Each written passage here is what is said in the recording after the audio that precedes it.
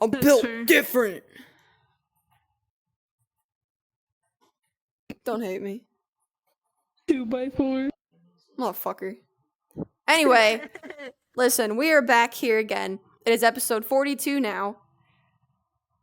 We're old now. And we're just gonna I don't know. I don't have a good haha hee hee moment. I'm very tired right now. But you have me and you have Squishy. And then we were able to drag Verum back tonight. Hello. So we can lock him in for some more chaos, some more weirdness, some more opinions, some more judging people online because they asked for our opinions for some reason. People And are it's great. weird. I love Reddit so much. It's my favorite echo chamber. So I'm going to jump right in. The first one is from Am I Overreacting? This is 2 months ago that they posted. And it's, am I overreacting for threatening to take my sister to court after her toddler destroyed my $2,000 gaming setup because she said I should have baby-proofed my apartment? Hi, Reddit.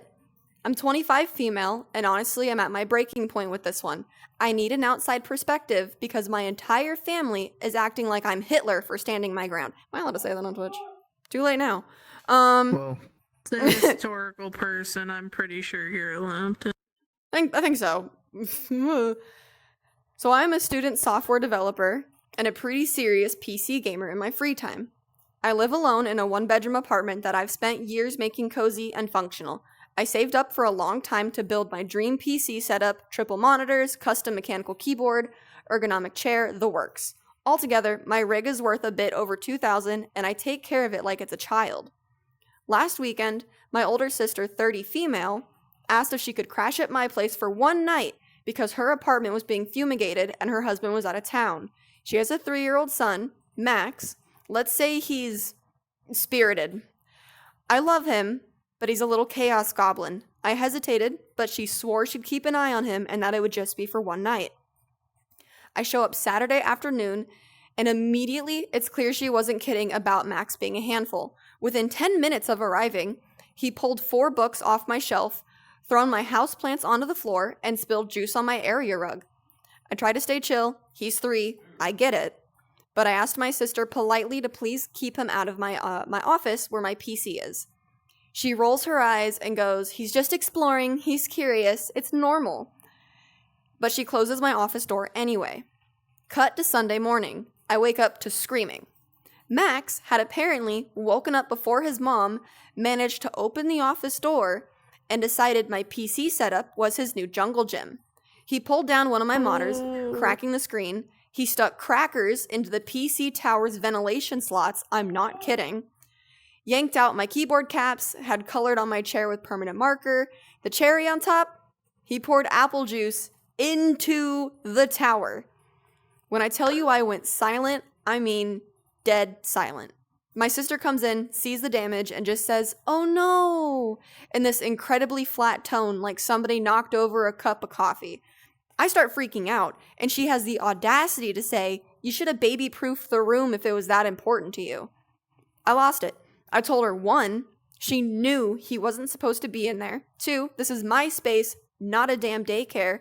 And 3, baby-proofing a $2,000 gaming setup is not a standard requirement for adults living alone. She told me to calm down and that he's just a kid and stuff is replaceable. I told her that she could replace it then, and she said she didn't have the money right now, but maybe in a few months she could give me a few hundred. I told her it wasn't acceptable and that she needed to take full responsibility. She left in a huff, and now my whole family is blowing up my phone. My mom says I'm being materialistic and should understand that my nephew didn't mean it. My dad says that I should have locked the door if it was that important. My brother actually said, "Why do you even need 3 monitors anyway? Kind of overkill."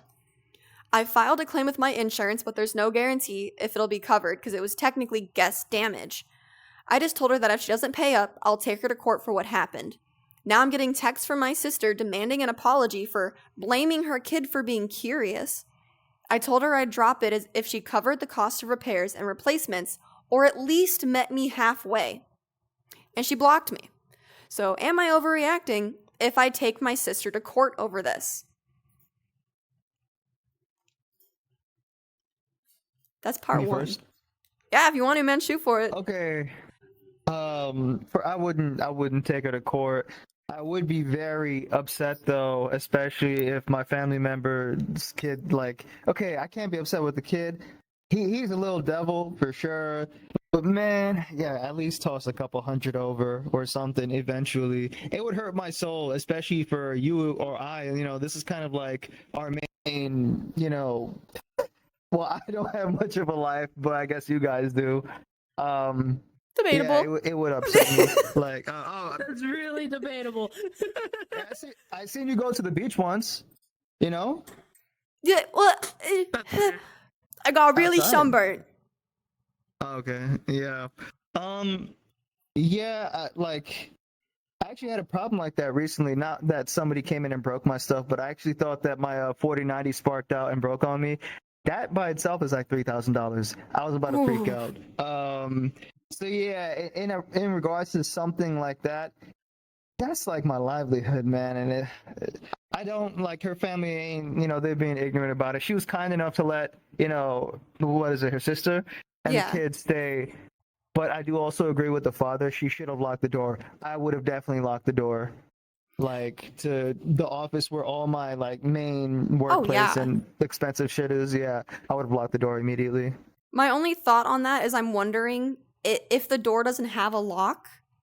Because again, like she is child free. And you know how like some apartments, they just don't, like certain doors don't have locks. Our bedroom door Yeah. doesn't have a lock that I'm aware of. And if it does, it's that pinhole lock that anybody can take a pencil and shove it into.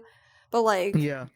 as of right now, if we had like a child in our house, the room I'm in right now doesn't have a door. We took it out because it was blocking. We never closed it because it's only us two living here. And so it was actually like, it would be against his desk. So we just took the door out because it was more in the way than anything. Yeah. I'm trying to think though. It's funny because I live by myself and there wasn't a door to my room. It was just an empty frame. And I actually had somebody put a door in, had some people put a door in with a lock too, even though I live by myself, so I don't know why I need the locks in the first place. But I will say for the summertime, at least when I put the AC on, it keeps the air inside the room. So it gets a lot colder quicker. So that's a plus. Also, I'd say that and like, But yeah. guess I'm trying to think too. We do have an update to this, but what baffles me on this is like he's 3, if I remember correctly, if I read that right. Yeah. Yeah, okay. We've all seen a 3-year-old. They stand about knee height, and no offense to the mothers out there, 3-year-olds are idiots because they're 3. And so I can understand maybe finding a way to open the door because kids are kids and they will find a way. How did nobody wake up though? Because a kid can't quietly open a door. You would hear that like jittering and rattling, and you would think as a mother that you're not going to be a heavy sleeper. Like you got to be up and ready at the get-go because if a kid gets up before you, all hell breaks loose. And I know that with like my family, that if we have a kid in the house and any noise happens in the middle of the night, 3 mothers are going to be at the ready of like, where are they? But how did they get their hands on crackers and apple juice before anybody else was awake? Yeah. Like a cup of apple juice? A 3-year-old can't pour that. So I'm kind of like, What? I don't like the sister. A cup of apple. Yeah, and he or she did a lot. It was a boy, right? Mm-hmm. They opened up the refrigerator, got some What was he planning? Why? That's like, it doesn't make My sense. hand. What was the thought? Really? Fuck Took the my time hand. to pour it, like, they didn't take the whole apple juice carton instead and just poured it down the PC? Like, I know that's more evil, but like, really took the time to measure it and pour it in the cup and take the cup to the PC. Were you even gonna drink that? And that's what makes me wonder Well- how he got his hands on it too. Because if we take like an Yeah, apple yeah. juice jug to a 3-year-old, how did you, 1, open the lid? And 2, we've all seen kids on videos or you've seen like family members when they're little pouring something and they suck at it because weight and it spills everywhere. Yeah. So it's like, how did you get the perfectly intact cup? And like you're saying, the kitchen's fine. There's nothing else. It's just this room that was fucked. Yeah. Yep. Did it mention that the mom was asleep or not? The mom claimed that he must have gotten up before both of them. Claimed. That's why it's weird, because how did you get in the pantry and the fridge and also reach a cup? Because if we know, like, standard kitchens, nobody puts cups on bottom cabinets. She was awake. She was fucking awake. And But we do have an "Mom, I update." want fucking crackers and apple juice. And she said, okay, son, here you go. Oh damn, that makes it worse. Hi, Silver. Oh. So let me see here. So we do have some updates. We have a short one saying, "Hey all, my sister's husband reached out to me as mentioned earlier. We are working on a solution. He is really understanding. As to clarify the office situation, my 1-bedroom apartment is on the smaller side, so the landlord converted an old clothes cabinet into a makeshift office. It's weird, the building's from the 40s, and I guess they had to get creative with the space. So it's where the living room is where the sister and the kids slept. And then you have, like, the office. The layout of their apartment's really weird. But with the, like, official update, this is still from 2 months ago, wanted to post a quick update since it's been a little under a week and a few people have asked what happens next. Things are better, pretty fucking weird, and still ongoing, but here's where we're at. Last Saturday, my brother-in-law came out to check the damage himself. He actually brought Max with him, which I was almost livid about at first, but he had a reason. He asked Max to try opening the office door. He couldn't do it. The door was too heavy for him. You can probably guess where this is going. Brother-in-law offered to take my PC to the store that was originally built for me to see if it was fixable. I agreed, but just asked for something in writing just so I had some peace of mind. We put together a little agreement that he'd be responsible for it while I was with him. Yeah, just a formality, and would not hold much merit anywhere, but it helped me feel a bit more in control. On Monday, he dropped it off at the shop and gave them my number so he can keep me updated. He also told me he confronted my sister about how things played out. I sent him my original Reddit post too. He read the comments and apparently showed them to her. She still hasn't unblocked me, and from what I've heard is not happy about the fact that my brother-in-law is actually listening to me. I also shared the post and some comments with my parents and my brother since no one really believed me before. My parents still don't fully get it, but they've at least stopped pushing back. My brother is more understanding now, though for some reason he mostly wanted to talk about how many people saw the post. I don't think either of these three still really care, and I'm fine with this, but if they see this, do better. Anyway, I went to see the PC today. It's Wednesday here. The shop said it's mostly salvageable. It needs a very, very careful internal clean of a few fans replaced and some wiring fixed, but overall the main parts survived somehow. Brother-in-law told me he'd cover the cost of repairs, no hesitation. When I brought up what my sister said about not even being able to pay $200, he said that she's lying. He also said he's not sure how Max did all the damage. He thinks the door was left open on purpose, or that my sister might have even done some of it herself. Based on the height of the towers and where the crackers ended, it didn't quite add up to a toddler acting alone. Apparently, she's been telling brother-in-law that I have a gambling addiction. I did get a bit hooked on Genshin like 4 years ago, I guess, and maybe that's where this whole thing will wake me up, which is new. Yes! Genshin. No, don't say yes to that. You have a Genshin addiction. We're having a confrontation after this. Don't look at me. And that maybe this whole thing will wake me up, which is new, because she used to be really supportive, or at least indifferent. No idea where the switch came up. So yeah, this is where we're at. My PC is being cleaned and fixed. Brother-in-law's covering the cost. Sister still has me blocked, won't talk to me. Still tempted to start something with her, to be honest, especially if she did all this on purpose. Still not ruling out the small claims court depending on how things go. Thanks again to everybody who responded. Seeing how many people understood what happened really helped me hold the line with my family when I felt like I was losing my mind. One thing I've been turning in my head lately is, what if my sister did do something on my setup on purpose? I don't want to believe it, and it feels like a stretch, but the more I think about it, the less so, I guess. But then I remember how she acted when I asked her to keep Max out of the office. The eye roll, the he's curious comments, she didn't take any of it seriously. And so now hearing my brother-in-law that she's been saying I have a crippling gambling, gaming, whatever addiction and needed to grow up, it's just weird. She used to be cool about it, never super into games herself, but she got that it was important to me. And if something changed, I don't know why or when, and if this was some weird way to make a point or teach me a lesson, it's messed up. You're not our mom. How about talking first instead? I don't want to jump to conclusions, but the more I think about it, the less it makes sense that Max could have done all of this alone. It's sick if she blamed her own son for it. So yeah, not accusing anyone outright, but the thought is there now. And if you're my sister reading this, which I'm guessing you are, because I bet you'd love to look at the comments that are on your side, I don't know why you blocked me. I don't know what shifted in your head about all of this, but if you actually had anything to do with damaging my setup, whether it was on purpose or just through complete carelessness, fuck you. You know I worked hard for that. You know what that rig meant to me, and you know that I would never do something like this to your stuff. And if Max really did do all this on his own, I hope you're paying closer attention now. Not for my sake, but for his. Read the comments in the first post again from other parents and people with younger siblings who clearly know better than you. That's all. What she is referring to in the comments of the first one is commenters stating the safety issue with her not watching her kid to this degree, and he managed to knock down a computer monitor, draw on a chair, apple juice, like it's liquid and wiring and electronics and things that could shock you or become flammable, and then like a monitor falling, if that fell on him, this could have been way worse for like physical injuries. But I scoured their profile. There is literally nothing else aside from a small tidbit of the sister is still like, she's just fucking psycho now. And the brother-in-law's looking for a divorce. Oh, over this situation? That's crazy. Wow.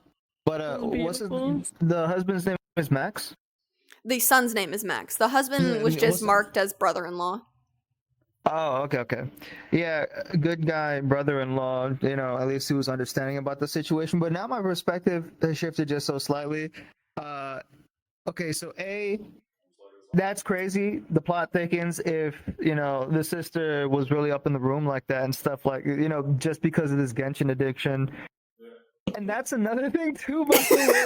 I don't think it's just a game to some people. Like that could be like a way of life, and the gambling is really bad. But I mean, if I'm somebody's sibling, I'm not gonna go to their house and destroy their PC or something. That's just evil. But now that it sounds like it's way too sophisticated, and there's way too many things, too many movements for that 3-year-old, unless he's like really smart or something, but I don't really know. And because you have to think, like, if you look at a PC tower, take the ventilation system, crackers were jammed into it.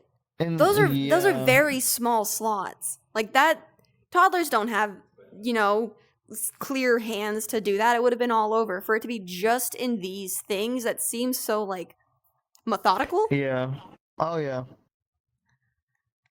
Unless he looked at it like one of those shaped cube boxes. You put the star in the star hole. The cube in the cube. Yeah. Oh my god, that one TikTok that's like, where does the circle go? In the square hole. The triangle? Oh no. In the square hole. And it just makes every adult lose their shit. Yeah, and it's crackers, so it's just gonna like crumble and go into any slot anyways. It's not like exactly. And that's terrible.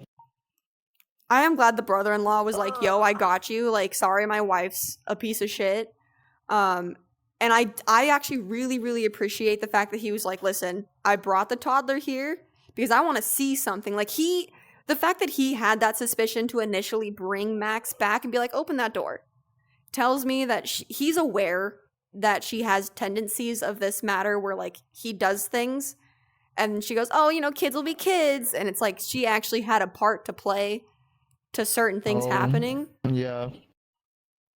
Because I'm down for him stepping up and being like, hey, I'll help pay. Yeah. But that little thought that he was like, hold on, I brought him because I want to see if he can actually open this door. Yeah. He knows his wife sucks. Oh, my Lord.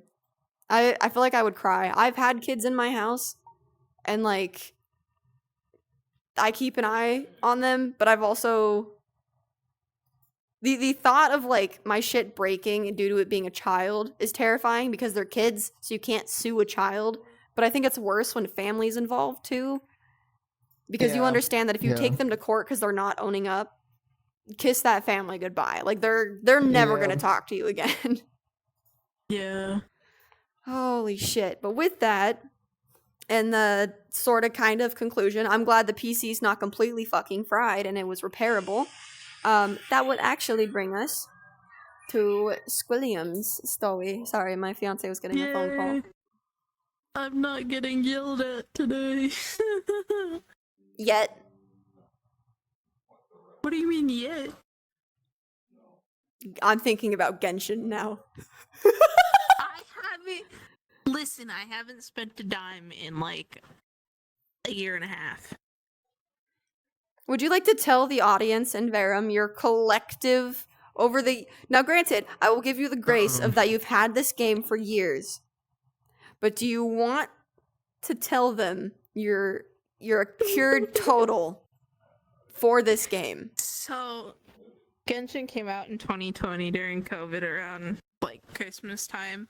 That's when I started with Bunhei, and collectively since then I've spent 4K. You know, I would say that's crazy. It's not the worst, but yeah, it's kind of crazy, you know. Hey, at least I haven't because like I said, I haven't spent like a dime on it in a year and a half. So in the sense, I mean, the time frame between that is a little bad, but at the same time, at least I only basically limited myself for like 1K a year, pretty much. Unlike some people, I'm not a whale that spends thousands of dollars per paycheck. Just don't ever go into credit go card with debt the over gotcha. Genshin, or I'm pulling up to your house. I don't even have a credit card. You realize Mason doesn't trust me with a credit card, right? I also don't no. have one, but it's because the anxiety of having one is too much for me. Even if I never touched it, I don't want one. I don't want one just due to the fact that I know that I'll accidentally use it once My credit's good. I don't need and then one. I'll be fucked. I don't have credit. Well, I might. But I don't Do you know have a what it loan is. in your name of any sort? The lease is under my name and the car is under my name. That's about it. That's credit. Okay. Either way. Oh my god, get to your second story. I'll teach you about credit scores later. I don't care, honestly. Mason takes care of that. He knows what he's doing. He tried to explain it to me once, and I kind of like looked at him like a 4-year-old child, like with the big curious eyes and just like the drool going down my face. And he was like, "You don't understand a lick what I'm saying, don't You're you?" gonna have to learn like, credit nope. scores to get a house. His is good. Both of yours needs to be good. I think mine's good. Oh my god. Granted, I only started building credit this last year, so Damn. You stress me out. You worry me. I don't. I'm an idiot, okay? Alright. So, the story I have for you is an r/revenge story that was posted 4 days ago. So it's fresh. It's called "When Exposing a Cheater, Most of the Time You Don't Get a Front Row Seat to the Shit Show Behind the Scenes." It's a copy of the card. I was hoping I didn't click a button. Okay. Anyways, Oh. We love front row seats. so it starts like this. "Lucky me, I got a front row seat. My ex was in the army and preparing for deployment in a few months. We had already been broken up for a while, but as his deployment neared, we started talking again. He said he was doing more training, and during that time, we were calling, emailing, chatting online. It got pretty flirtatious, basically like we were dating again. This went on for months. When his deployment finally came, I stopped by the house he shared with his mom. I was on semi-good terms with her and left a small gift and note on the porch for her. She wasn't home, and I did notice a new car in the driveway. Since they had renters, I didn't think much of it. A couple of days later, I got a letter from his mom. She was furious. She accused me of trying to cause problems for her son and his new wife, and that's how I found out. Through a nasty letter where she also called me a whore for sleeping with her son before marriage. The irony. She had a shotgun wedding herself. She was already pregnant with him when she got married. I had no idea he was even seeing anyone, let alone engaged or married. So I decided if they didn't know what he'd been doing, they should. I printed out all of our messages, emails, texts, and phone records. I remember the car that was in his driveway and thought I'd drive by his house. This unfamiliar car was still in the driveway. This time I had noticed it had a just married, congrats, blank and blank written on the back window. Not only had they just gotten married, but turns out his new wife was living at his mom's place. Perfect. Now his mom would have to live in the chaos she helped create. I didn't have her full name, so I just decided I'd mail them letters to his mom's house exposing him as a cheater. The first letter was to his new wife. I had laid it all out. Everything he had been doing behind her back and included all the receipts. The second letter was to his lovely mother. I told her during all the time I was talking to her son, not once did he mention a wife. I also reminded her of her own shotgun wedding, since she seemed to have selective memory. I ended the letter by letting her know that his wife now had a full account of what her son had been up to. I sent it with a required signature just to be sure they'd open it right away. The last message I sent was to my ex, a single line in an email. You're dead to me. I wanted him to sweat what I knew and what I was going to do. Now, this was back before the email security got stricter, and I still had access to his account before he had used my laptop before. On the next day or so, I logged in to check his emails. Sure enough, the wife got the letter. She tore into him. I had given her our phone records, and apparently, while on their honeymoon, he had left to get ice and called me. Then I saw an email from his mom. She was ripping him a new one too. Pissed that she now had to deal with his mess under her own roof, she was complaining that his wife was crying and beside herself that he had cheated. Since he had already deployed, there was nothing he could do but sit with it. I watched as he tried to scramble and explain himself in email after email. It went on for months of him trying to make it better. It was glorious. Chef's kiss. I don't know if they got divorced, but honestly, I wouldn't be surprised. And that is it. That's fucking awesome. I just gotta say, it's really disappointing because I know a lot of parents, regardless of the situation, and especially it sounds like in the beginning of this, they'll be biased for their kid no matter how fucked up or wrong they are in the situation sometimes. That shit sucks, you know? I've always never understood that because, like, I get it at the end of the day, it's your kid. Yeah. But if they fuck up and do shitty things like this, especially when it's like, it's not just like self-inflicted. They didn't do something that's going to damage them. They did something that damages numerous other people, and for them to be there and be like, "No, my baby," not how. And then yell hold at on. the other person. Exactly, because like, listen, what was the only like personal experience I have to this is because me and my mom have kind of talked about similar situations, but like in really drastic ways. I'm a Netflix watcher. I'm a documentary watcher. I love my true crime. My mom is the same way. And we were talking about a case that we remember happening when I was younger, and now there's a documentary on it where there's like, you know, newer things happening. And it was in regards, within that documentary, the mother of the murderer was like helping him hide this.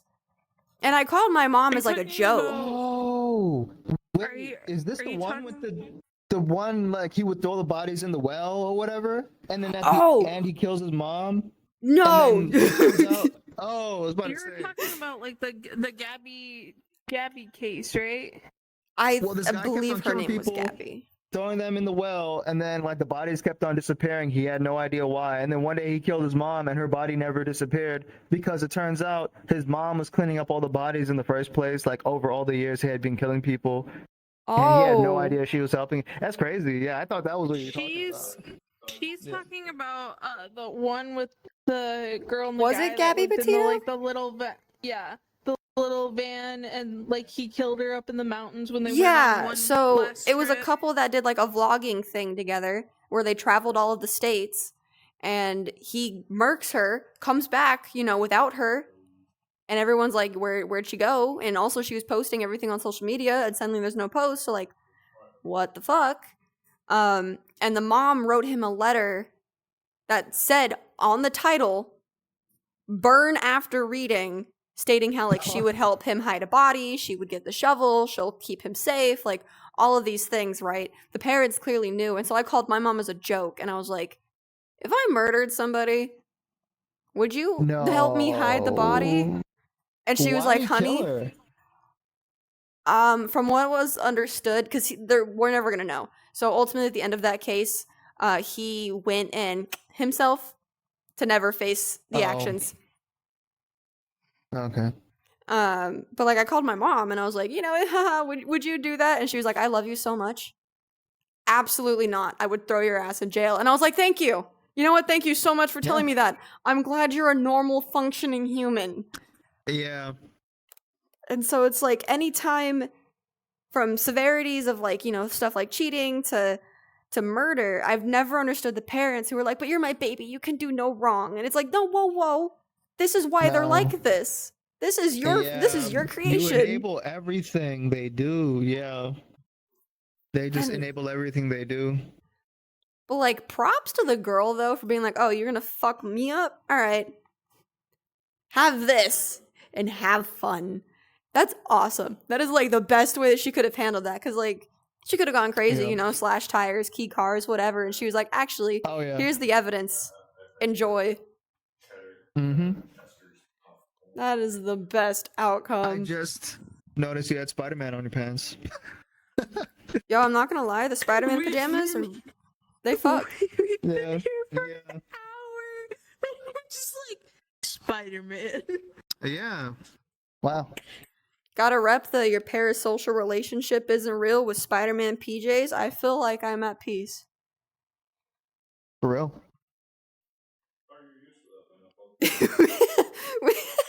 For those who don't know, if you ever are on our show, our lovely world creator Alexia, that I love so many, and if you're watching this, hi Pookie, she makes custom drinks for everybody that comes on. So you could be a drink of whatever the fuck you want. That's pretty neat. Oh my god, are there any updates to that? Nope. So she just like Are we allowed exacted to, her revenge. Introduce our flavor. Oh yeah, absolutely, man. You want to make that a I'll talk commercial about bit? it. Yeah. So hello guys, Verum here. This is my new alcoholic drink. It's called the Moonlight Teardrops. It's tequila, blueberry, lemon, and honey. It's like a margarita, but sweet, sour, got that blueberry tang in it. And it had to be blueberries because it's like the moon, blue, and it has like little white spots and stuff, Oh, I'm making that. it sounds good, Next right? time I'll say that does next sound time good. I drink, I'm making that. Yeah. So I Like got fruity paid on things. Friday. I'm gonna go to the store and buy a couple things. Yeah. I still have blackberry crown that I need to finish first. That's gonna take a while. I need to finish my blue raspberry vodka. I'll say I don't get online to I drink actually- enough. I don't drink, but I used to many years ago, like 2021 and stuff like that. But I am familiar with the taste. Like I used to go like connoisseur mode and really start testing and tasting like the $50 to $70 to $100 bottles. Had to stop it. It got really expensive for just like, I know a lot of people just buy the cheap stuff on VR chat and just like go ham, But I'm a guy who likes the taste and stuff. But yeah, I've stopped doing that a long time since. I feel like VR chat culture kind of just pushed me into it. And I was just like, I'm tired of it, And I've That's been fair. kind of abstaining ever since. Yeah. So I think I used to drink a lot more in terms of VR chat because again that has to do with the culture of like everybody would be on and I'd be like, oh, you guys Yeah. are drinking, I'm gonna go buy Cheers, a case bro. real quick. Cheers, And bro. now I Gotta just match have the like vibe. instances where I'm like, I'll just pour like a double shot with some ice and then just like sip it the whole night and I'm pretty content with that now. Yeah. Mm-hmm. And that blueberry Yep. crown does taste really good over ice. I don't even want to put anything in it. Like it just tastes like a little pancake syrup. I love it. Yeah. Yep. I had alcohol at dinner. I don't need any more. I think that's the best part about being an adult is knowing that I can go to a restaurant and be like, this weird drink I can have. My favorite is we go to Mexican and there's, what is it called? The Bushwhacker? It's like a chocolate milkshake, but it's alcohol. I love it. See, so we went to this place we've been wanting to try over in an outlet mall that's like 15 minutes away. And they had a new drink, and it's called like the electric blueberry, right? And it's like blueberry, lime, Ooh. tequila, all that kind of stuff. So I thought it was gonna be like super good. It tasted like Sprite. Bubbly. I got so I got so disappointed. Huh. I was like, why? Dude, I'd be bummed. Yeah. I actually just a batch of blueberries earlier. I told you I went grocery shopping a second ago. I'm about to down those just straight up. Yeah, they're pretty healthy, bro. Tasty. I know Dude. Mason. He got like he got a Jaeger bomb at dinner. Uh-huh. And it was a blueberry Jaeger bomb, and that tasted bomb as fuck. I personally, there's this West Indian culture drink called Mobby, Mobby, and it's the same flavor as whatever it is in Jägermeister. Is that how I say it, or is it Jägermeister? I never liked it because Mobby tastes just like Jaeger, and Jaeger has alcohol in it. It just everybody has different tastes and stuff like that. I personally don't like it. I'm more of a when I was drinking like rum, bourbon, tequila type of guy.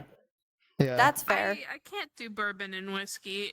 I don't know why. I think it's because my dad kind of ruined it for me. He used to let me drink it when I was a kid. Yeah. Like if I was sick, because my dad and my grandparents were kind of old fashioned that way. When it was like, okay, you want to get sick? Here, down a shot of whiskey For medicine. and do this. Yeah. And then Ew. as I got older, he used to drink dirty water, so it's just like bourbon and water. That kind of soiled my taste for it. I don't like it. Mason has a salted caramel crown in the freezer. I'm like, that sounds good, but at the same time, I know I won't like it. He doesn't like tequila and vodka. I do, because I like the fruity drinks. So whenever we buy it, he kind of like jokingly like rolls his eyes and he's like, when am I gonna have to carry you back to bed tonight? And I was like, oh boy. I can walk to the No. toilet. Yeah, there we go. Vodka's one of those things. Like I'll enjoy it in like minimal amounts, but I would prefer rum or whiskey. Like okay, I love Jack Daniel's honey whiskey in sweet tea. You don't taste it. It is a dangerous mixture, but you don't taste it. It's so good. Sneaks up on you, I bet. You know, I realized, in my experience at least, from my personal asking people around, a lot of girls in this game really like vodka. I'm like, I really hate the flavor. It reminds me of like when you sniff nail polish remover. Exactly. And, a few of them tell me That's fair. it makes me gag, but a few of them tell me they kind of just hold their nose and down the whole thing just to let it run through their system because that's all they really want from it anyways. I'm just like, oh. When I drink it, I get flavored vodka. So like I said earlier, I have blue raspberry vodka on top of our fridge. Mm-hmm. It doesn't smell like rubbing alcohol. It just really smells like blueberry. So Yeah. I was like, okay, this is fine. And then what I do is I put lemonade, and then blue or red grenadine will determine whether it's tart or sweet. Yeah. That give me like 8 big cups of that. I'm gone. Dude, no, fuck you. For me now, I'm particular to type. So hi, Mom, if you're watching this is Auntie's fault. Just so you're aware. One of my aunts only drinks Tito's. Fucking everywhere. The bar, Tito's. Camping, she brought a bottle of Tito's. Her Tito's bottles have little sweaters. She only drinks fucking Tito's. And so, like, when I was quote-unquote old enough to consume around my family, she gave me a Gatorade bottle. I hadn't had anything to drink all day. And she was like, tee, here's some Gatorade, sweetheart. And I went, yay, thank God. Chugged it. And then had to process my choices because I didn't want to spit it out. Yeah. And I looked at her and she was like, oh, forgot to tell you, there's Tito's in it. Oh my God. Yeah, I'm not gonna I've lie to had you. Tito's and Capri Suns. That's pretty good. I fucking hate This is really Tito's. fucked up. But like back in 8th grade, and I went to Catholic school, but there was a point around 6th grade, a bunch of public school kids kind of transferred over, and they were doing some bad shit. But around 8th grade, they were sneaking in vodka by pouring it into Poland Spring water bottles and making it, obviously you know the trick, right? But it was so fucked up because I think somebody at the lunch table ate something bad, and one of the guys, I think his name was Jason, was like, hey yo, have some water, drink this. They drank it, obviously. Like, why would you waste it anyways? But it's so, and like they obviously want to like go to somebody's house and drink after school type of thing, sneak it around. It was crazy days back then in middle school. Yeah. Dude, I had a girl in high school. For reference, I went to a terrible school.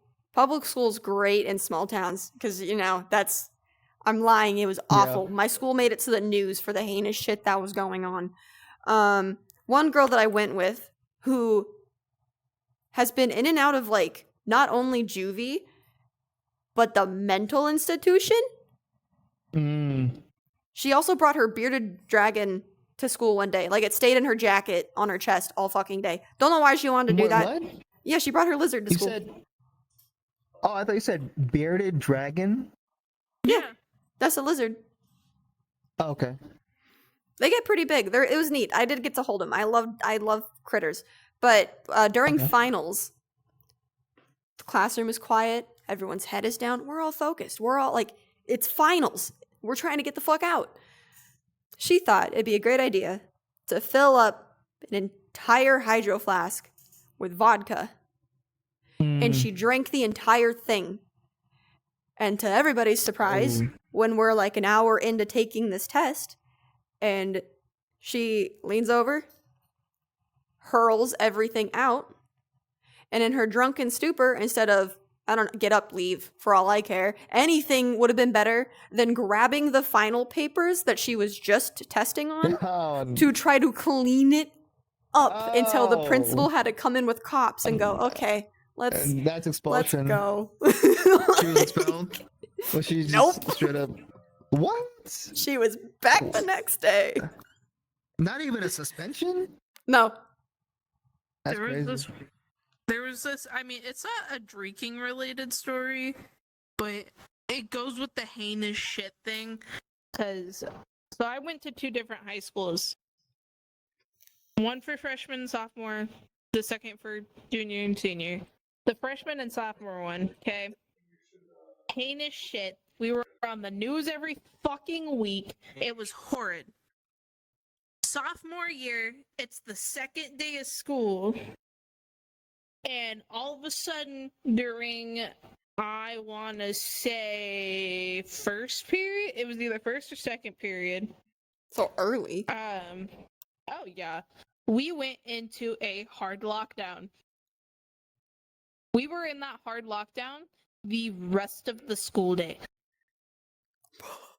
Because a senior that one of my really good friends and I both knew, because we had a class with him the previous year, came to school with some boom booms in his car and some pachas in his backpack, including one of those military grade pachas, and he went to military jail. Oh my Good. God. Jesus Christ. And it was on the news for a week, and then the next week, another kid decided to bring a pachu. And that was pretty much the rest of the year. It was just either someone tried to off themselves in the bathroom, or someone brought a pachoo to school, or someone got into this massive fight, and it got to the point where they had metal detectors at every door, and we had 16 on-campus police officers and 6 canine units on campus 24/7, and they would do random searches, and then depending if the dog sniffed on anything on you, you would be placed in a cop car and then not come back for days. Damn. Was this when you were in the same state as me? Yep. That's why. It makes so much sense. For reference, we learned early on in our friendship that we both grew up in the same state and we're like 6 hours away from each other most of our lives.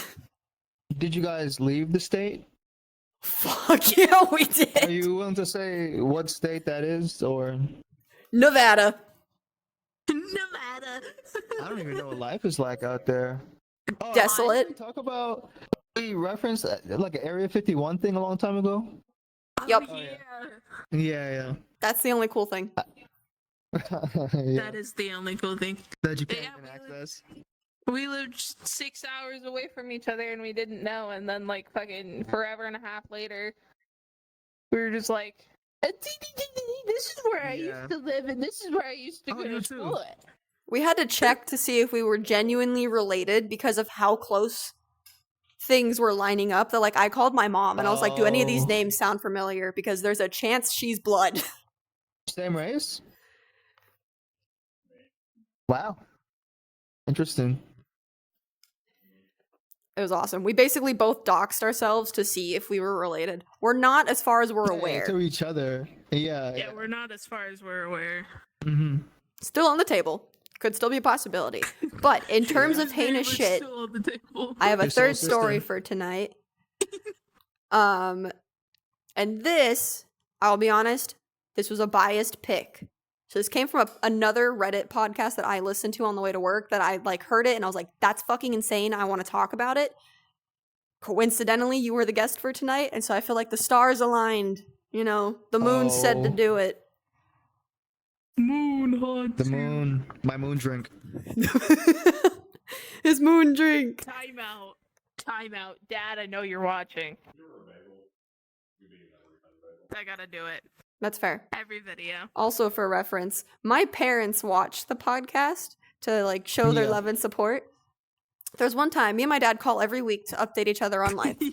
And I was talking to him and I can hear an episode of the podcast going on the TV. Yeah. And I said, Are you guys watching the podcast right That's now? so sweet. And he was like, Yeah, me and your mom watch it together at night. And I was like, Okay, that's Wow.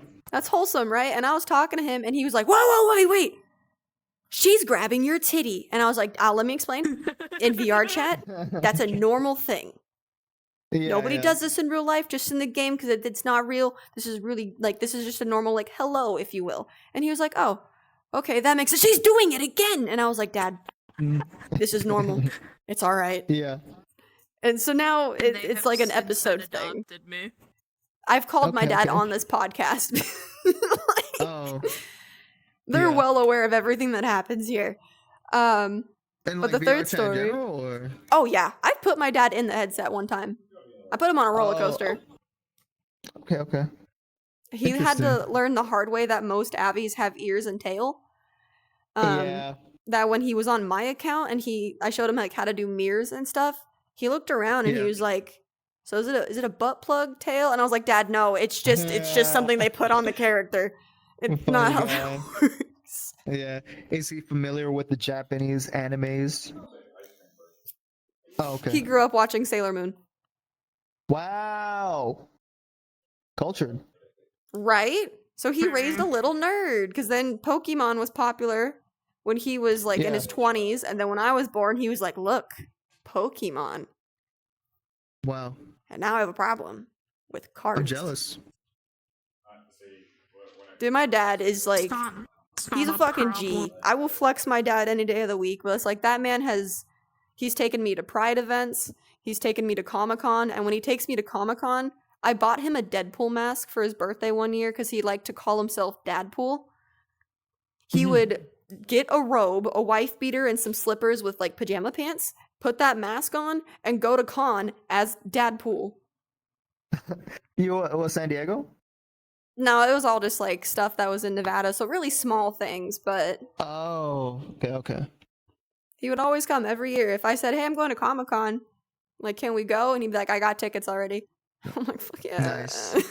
Wow. But with our third story, this is new, by the way. This was within this month this has occurred. It comes from Am I the Asshole? And it's, am I the asshole for reporting my sister-in-law to her exchange student host program when she omitted her P-word husband from the application? I don't know if I can say this on Twitch. Can I? PDF think. file. PDF. You can say it like that.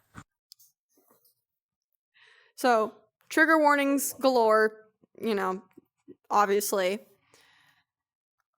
Throwaway account. I'll try to keep this as concise as possible. I don't feel like I did anything wrong, but I have several family members cutting me off right now. My husband's brother, Sean, has 2 felony arrests, one in 2019 and one in 2023, for the possession and distribution of CP. He was fired from his teaching position at a high school for alleged inappropriate contact with a female student. He has had inappropriate relationships with underage girls online throughout the entirety of his 15-plus year marriage to my sister-in-law, and including immediately after they were married. Edited for clarity, my own daughter, when she was 5 to 6 years old, before we knew any of this, around 2009, she is in college now. One time we were all together as an extended family. She came running upstairs from the basement where she said she had been playing and said, Sean told me to touch his worm. We all stilled and questioned him, but he said she was mistaken. We questioned her separately away from him, and we were satisfied that she was okay, but never after that. We never let our children be around him alone again. I would like that to be clear. I'm a stay-at-home mom, and no one watches my kids but me. So he was never a caretaker for my children at any point. This is also why we have never allowed any sleepovers. Sorry, not sorry. Sean also took inappropriate photos of his wife's then 10-year-old sister while she was sleeping when she visited them. After the last felony arrest, Anne divorced Sean for legal protection because she's a teacher. Except they never stopped living together, and she never changed her name. Nothing changed. He also never got any consequences, just financial. He lost his job, but that's about it because my in-laws basically footed the bill. He didn't even have to register as an offender. So here's where people are mad at me, and I ask, am I the asshole?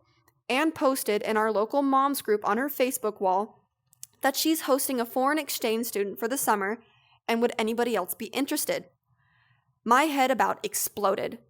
My family hosted the year before last. You need to have a kid near the same age as your own and be able to pass a background check. I knew Sean could never pass one, and so how in the world they were hosting? Don't know. My husband immediately called his parents. They happened to have both Sean and Anne's 2 kids there who knew nothing about the exchange student and were stunned to hear about it as well. They knew of no plans to have Sean stay anywhere else during the duration of the summer. I asked the local coordinator at the exchange to contact me, and she told me that Anne had been put on the application for herself as the adult. Having been through the process before, you have to have all adults 18 plus in the household on the application. I told her that unfortunately, Sean could never pass a background check due to his felony arrest for CP, and that he lives there 100% of the time. The coordinator was absolutely horrified and thanked me for letting her know. Today, Anne texted my husband, and I'm absolutely freaking out, accusing us of breaking her daughter's heart over losing the exchange student that she didn't know of until yesterday. Accused me of hating Sean and being unchristian, hateful, and petty. I have a lot of screenshots. Along the way, I found out that Anne is also absolutely convinced that only immediate family know about Sean's arrest. as if public records don't exist and people forgot about our last name and the high school incident. My mother-in-law, so Sean's mom, is disappointed that I didn't go to Anne first before going straight to the exchange student coordinator. I was also contacted by Anne's mother and soundedly threatened to don't mess with her family. I have them now blocked across all socials. Am I the asshole? No, No, bro. you're protecting a child. Why do people get backlash for this, man? Like, what? I'm in her shoes. Am I the asshole for this? Fuck no! But people make us feel like we are, man. Like, we're just trying to say how it is. We're freaking out. And the thing is, I feel so bad because what you said, he barely got any consequences. And I see that still now in this, like, you know, this day and age, people do these things and they really do get away with it. And some people have even been arrested, to my knowledge. I watch other YouTubers. I don't know if you guys know Jadion, for example. Yes. And even though they've gotten people arrested, some of them get out in like 48 hours under like bail that you could pay to be, you know, like, I'm like, what have we come to? It's crazy. You just pay to get away with it. I see you next week. Yeah, I just See, it like, because here's the thing, is it's like the family's coming for her, saying like, you're the piece of shit, you should have contacted us first. In theory, she did though, because she called the parents going, did you know about this? And they went, we had no idea. And so then she called the coordinator. And for her, like for everybody being like, you should have contacted Anne first. What would that have fucking changed? Like, let's be so for real right now. If she already knew of his charges and then put in that application and intentfully omitted the fact that he lives there, she knew what would happen if the coordinator knew. So talking to her and being like, whoa, don't lie now. What will that change? Genuinely. Yeah. Do we know what happened, like, to the girl?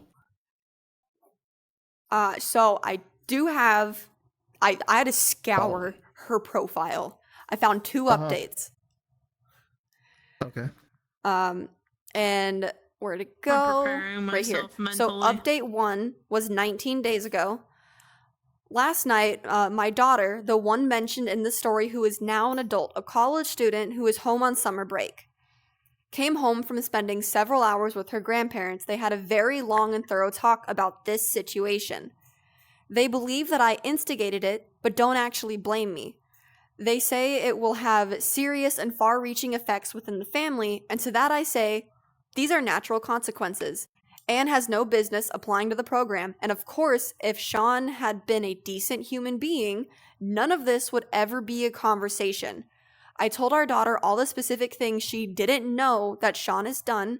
She did know for a long time that he was a P-word. She had that knowledge to keep herself safe, but they never went into specifics.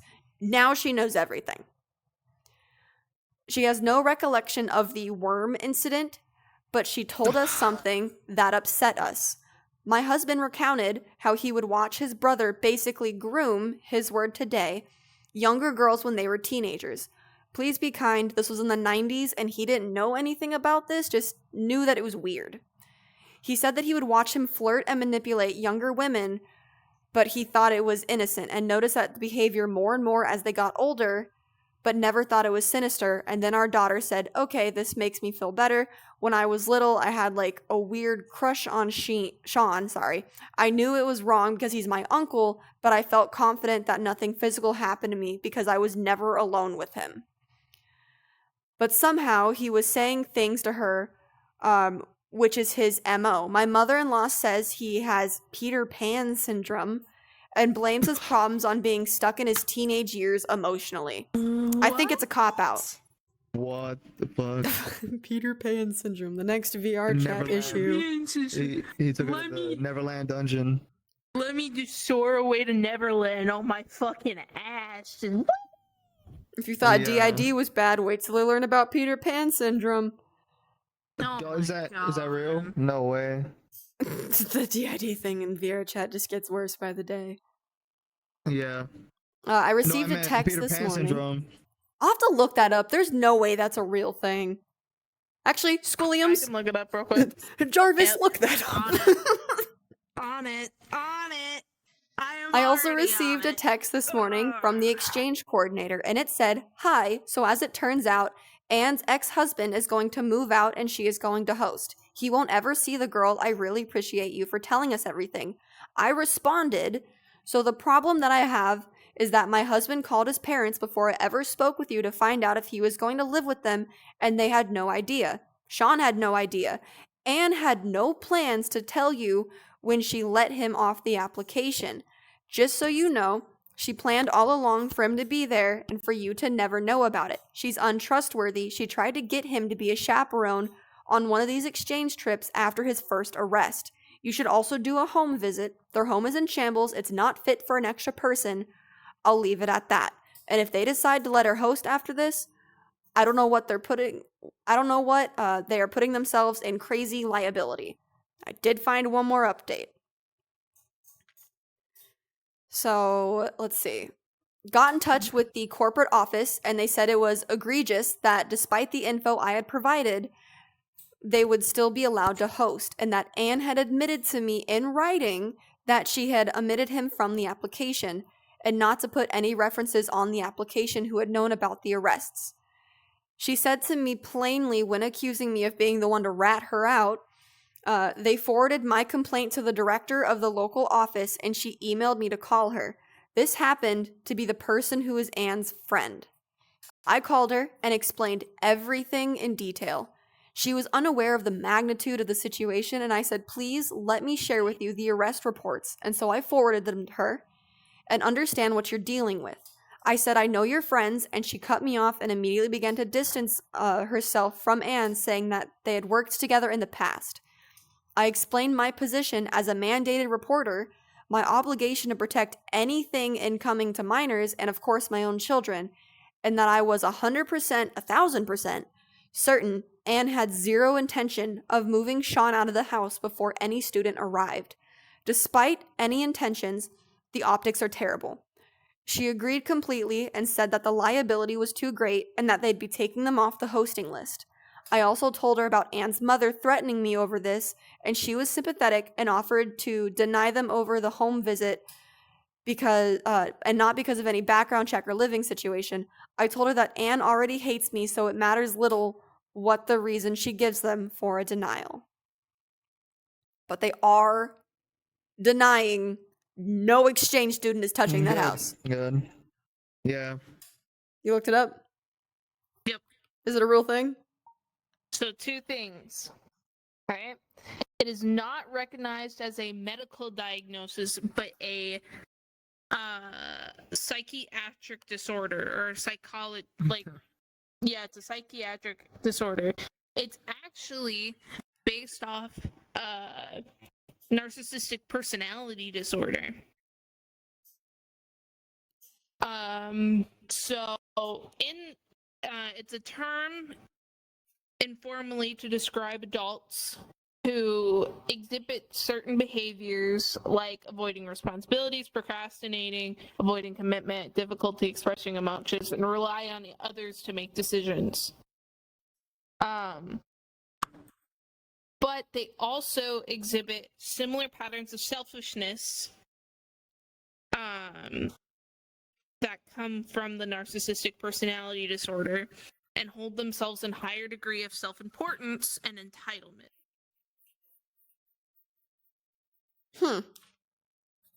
Fuck that. I didn't know Peter Pan operated like that. I mean, it kind of makes sense, but like, I feel like she threw out the phrase of "he has Peter Pan syndrome" so half-heartedly. That woman genuinely does not know what that phrase means then, because that's a lot. Yeah. There's also something called the Tinkerbell effect. What? Fuck. It's the phenomenon thinking something exists only because people believe in it. Oh, hold on. The effect is named after Tinkerbell, the fairy in the play Peter Pan, who is revived from near death by the belief of the audience.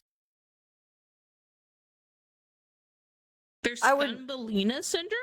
I would think a lot of people have the Tinkerbell thing then, because, like, let's be if you believe in ghosts, right, regardless of what your perspective is on the Yeah. paranormal, Yeah. poltergeists It's are just defined as a beliefs. ghost made from like your Your own beliefs. fears manifesting. That's really weird. There's also Thumbelina syndrome, which is slow body growth, poor muscle tone, and digestive problems such as reflux and constipation. It's like People need to stop so- giving things weird names. Because of fragile doll-like stature of children, it's characterized by those things. Their heads, however, are unusually large compared to the rest of the body. Lovely. Oh my god. But like, okay. So on topic of the story, I'm really glad that Oh my god, they don't there's get so their hands many. on a child. Yeah. Uh-huh. But I also hope that the original coordinator who is gonna let this slide gets fucking fired. Because if you work in an industry for children, with children, and you don't take that shit seriously, you're a threat. Yeah. You should go to jail. You're an enabler. You gotta understand, like, some people, I remember even in like the schooling system, going into high school and stuff, like, I don't think some of these adults, look at kids as kids. They just look at their job as just a paycheck, and there's so much carelessness happens. And I'm not gonna say the state, but like the Department of Education, like it is like Fuck so the much Department cracks. of Education. There's so many cracks and fucked up shit in that system. Like, it is unbelievable. Oh, dude. So, reason I was in special needs in elementary school.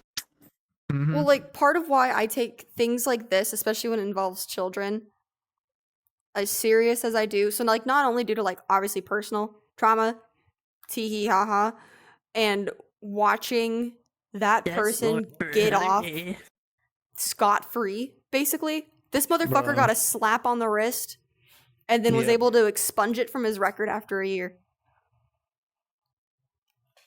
Baffles me. Crazy. But I used to, one of my old jobs, I was, what the fuck would you call it? Not a counselor. Everyone referred to me as coach. Not like physical PE coach. I worked for a rehab for teen girls aged 13 to 17. I was the night shift. I was basically suicide watch. I watched 26 girls who either wanted to kill themselves, each other, or me. That was just a normal basis because they are troubled teens.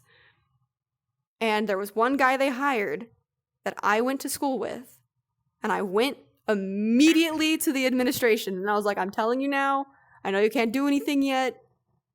There's an I told you so coming. He's not going to be fit for this job. This is a high-stress job with girls. And he's one of, like, 2 male staff. This is not going to end well. Yeah. And I had built up, I would say, like, I guess you would call it reputation with the girls, where I was pretty level with them. I would still follow the rules and procedures, but at the end of the day, I understood, like, they're just kids. They've gone through fucked up things, and they've seen things that they shouldn't at this age. So it's like, if you give me basic human respect, I will treat you like a basic human. I'm not going to treat you like a paycheck. I'm not going to treat you like, a delinquent. You're just a kid who's going through shit. And so they trusted me that I would never go and report unless it was like, I need to tell somebody. Like, if you just had a bad day and you want to sit down on the couch after curfew and tell me you had a nightmare, I will sit and listen. If you come to me and say, hey, I'm going to murder somebody, I'm taking notes and I'm going to your counselor. I had numerous girls complaining about him, and I was taking notes, and I was keeping an eye on it. My final straw, when it comes to, like, bedtimes, they're not in cells. They all have, like, a dorm, basically. And at night, when you're checking them, it's sporadically, so minimum of every 15 minutes, but you want to make that time split up so the girls can't pick up a pattern of when you're looking at them. And you don't go in the rooms. The rooms don't have cameras. That is, like, a big no-no. Everywhere else in the building that's public has cameras. The rooms don't have that. You take a flashlight, you shine it into their room, you make sure they're breathing and asleep, go to the next room, and you just do that for 15 hours straight. That was you? That was my job. What And if they were on what kind of suicide facility watch, was this? what's the best way to describe it? It was This sounds like a mental. like juvie adjacent, I guess. This was the Okay. precursor because they still had school there as well. So think like military institution almost. Like they had programs, they had extracurriculars, schools, but then a dorm and Spooky. therapy. They got showers there too? Mhm. Wow, they live there. Yeah, they are there. They can be there up until 17 if they don't do better. And then at 18, if they aren't able to be let go to the public, they go to jail. Wow. Yeah. Jeez. It's a really shitty program, but that's a different story for a different day. But I had one girl come to me, and in the rooms, there's typically 2 girls per room. So first it was one girl. Within the same day, her roommate came to me. And I go, hey, coach, can we talk? And I was like, yeah, fuck yeah, kid. Like, what's up? Said coach that I had already been taking notes on, because for a different incident, we're on suicide watch. You don't sleep on this job. Don't. One minute too late and a kid is gone. Like, you have to watch your shit. We had 5 girls on suicide watch, which means they sleep on the couch out where you can visibly see them 25/8. So there's no room for error. He fell asleep on the job. I Yep. came in to relieve him. He was asleep. And when I checked the logs, he had been sleeping for about 3 hours. That is plenty of time for so many things to happen. That's why we have go like wrong. a 15-minute space that we need to check these kids. Yeah. Instead of filling up these employment slots, they got to start really vetting people in the interview process. Like, that's the whole point for the interview. Like, do you care about this job for real? Exactly. I feel like people just lie and, lie their way through these interviews to just get a paycheck and stuff. And some of these jobs, when it comes to like human care, you can't be doing that. Dude, like, I'll be so honest. I'm grateful I got that job, and I'm grateful for the work I did, because I do love helping people. I did have to quit because it reached to a point for like Stress? my safety and Yeah, mental I health know. that I was like, I can't, because I called my mom crying get one it. day, and I was like, I'm gonna find something that I can't unsee. I can't do this. Yeah. But like, if we're talking logically, I should not have gotten that job. I passed a background check and can pee in a cup. I have no qualifications for anything involving children aside from I did babysitting in high school. Like, Well, would you say it was traumatizing in a sense? Because, eventually there was a breaking point. I feel like you might have learned a lot, though. oh yeah, I can handle stressful situations a lot better. Yeah. But I still do have good memories of that place, mainly involving the kids, because when I did get, there was one girl that I was like, she really clung to me, and I wanted to see her do good. I got to see her graduate the program. I got to see her go back home. She left me a letter that I still have saying, like, you were my favorite coach. Thank you for this. She drew a little image of the Kirby tattoo I have on my arm. Oh, That note made me cry. I will never get rid of it. wow. But my breaking point with this guy was I had 2 girls come to me saying, hey, coach, I woke up and he was standing in my room. And I said, what do you mean? Like, I need you to be very careful with your word choice right now. I need exact details of what you are telling me. And she said, I woke up and he was standing in my room, no light on, so he wasn't checking them because we have fucking flashlights. Just standing at their bedsides for well over 20 minutes. Doing? She has no idea because she was too afraid to sit up. But she was aware that he was there. And I said, okay. What? Bro. I'm going to report this. And she was like, okay. And I said, okay. So you, like, because also a problem with troubled teens, lying. But this is something you have to take 110% serious. And so I immediately called, the director, basically. And I was like, we need a meeting. I'm emailing you stuff over. That I told you so, I'm pretty sure is here. They checked the cameras. And sure as shit. And it wasn't just with the two who woke up. He had a habit of walking into the rooms, being in there for prolonged times, and then going to the next room.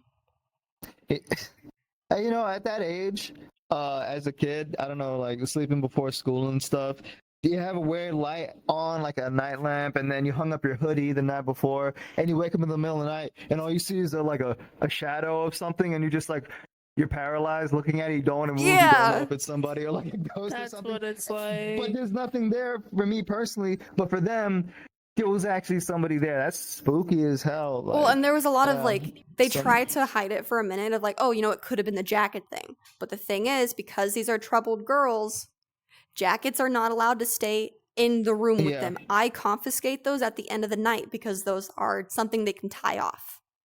Yeah. Mm-hmm. And so he was fired. He was fired. And then this was recent. This was this year. For shits and giggles, I follow my hometown's arrests page because, again, shitty town. A lot of the people I went to high school with now have records. He is now an offender for 2 different counts. I could only make assumptions of what he was doing in the darkness. Really fucking bad, bro.